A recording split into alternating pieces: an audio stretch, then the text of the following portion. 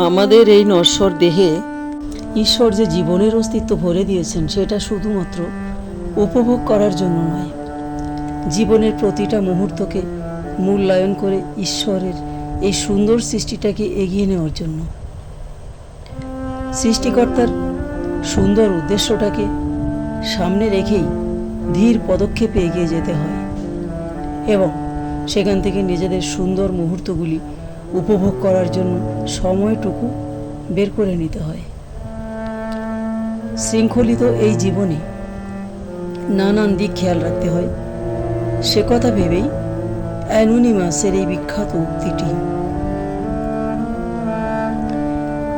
ঈশ্বরের সৃষ্টির উদ্দেশ্য পূরণে 2-4টি কাজ সমাপন করার পরই জীবনটা উপভোগ করার কথা ভাবতে হয়। প্রতিদিন, প্রতি মুহূর্তে, প্রতিটি ছোট্ট ছোট্ট স্মৃতি আনন্দে উপলক্ষে। যত বেশি হাসবে, যত কম অভিযোগ করবে, জীবনটা ততই ভরে উঠবে সুখে এবং পরিতৃপ্তিতে। 2, আমরা খ্যাতিমান হতে চাই, কিন্তু খ্যাতির জন্যে নীরব সাধনা ও প্রয়োজনীয় কষ্ট স্বীকার করি না, ফলে সাধনাও হয় না, খ্যাতির শীর্ষেও পৌঁছাতে পারি না। 3, ব্যক্তিগত খেয়াল বা আবেগ আর জীবনের লক্ষ্যকে এক করে ফেলবেন না।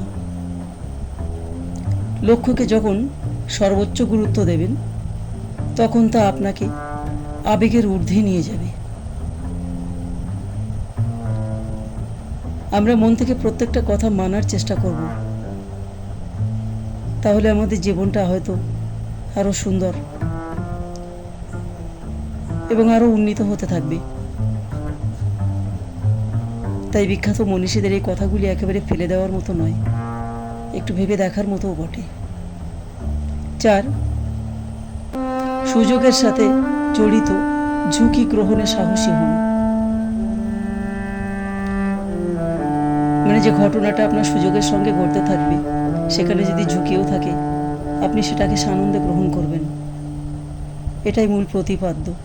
5, নিজের লক্ষ্য ও স্বপ্নকে আপনার আত্মার সন্তান হিসেবে লালন করুন, এগুলোই আপনার চূড়ান্ত সাফল্যের নকশা হবে।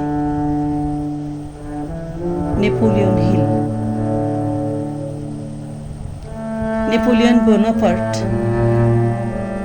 একটি সুন্দর কথা বলেছিলেন। কথাটি আমার অভিধানে অসম্ভব নামে কোনো শব্দ নেই, বস্তুতপক্ষে এমনই হওয়া উচিত। অসম্ভবটাকে সম্ভব করার আকাঙ্ক্ষা থাকাটাই জরুরি। 7, সমস্যা শব্দটির পরিবর্তে সম্ভাবনা শব্দটি বেশি ব্যবহার করুন। 8, শৃঙ্খলা জীবনকে সমৃদ্ধ করে। লোহা ও চুম্বকের রাসায়নিক উপাদান এক হলেও সুশৃঙ্খল আণবিক বিন্যাসের কারণে চুম্বকের রয়েছে আকর্ষণীয় শক্তি, যা লোহার নেই। 9, শিক্ষার উচিত তাকে উদ্যোক্তা বা চাকরি সৃষ্টিকারী হতে প্রস্তুত করা, চাকরি খুঁজতে নয়। আমরা যদি তরুণদের চাকরি সৃষ্টিকারী হিসেবে গড়ে তুলতাম, তাহলে বেকারত্ব বলে কিছু থাকতো না। ডক্টর ইউনুস একটি গুরুত্বপূর্ণ কথা বলেছেন।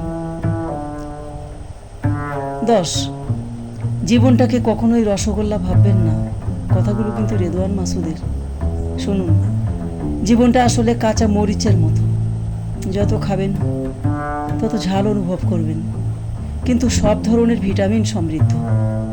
তাই যত বেশি মানুষের সাথে চলবেন, তত বেশি আঘাত পাবেন, কিন্তু জীবনে বড় ধরনের শিক্ষা পাবেন, যা আপনাকে একসময় নিয়ে যাবে সাফল্যের সর্বোচ্চ চূড়ায়।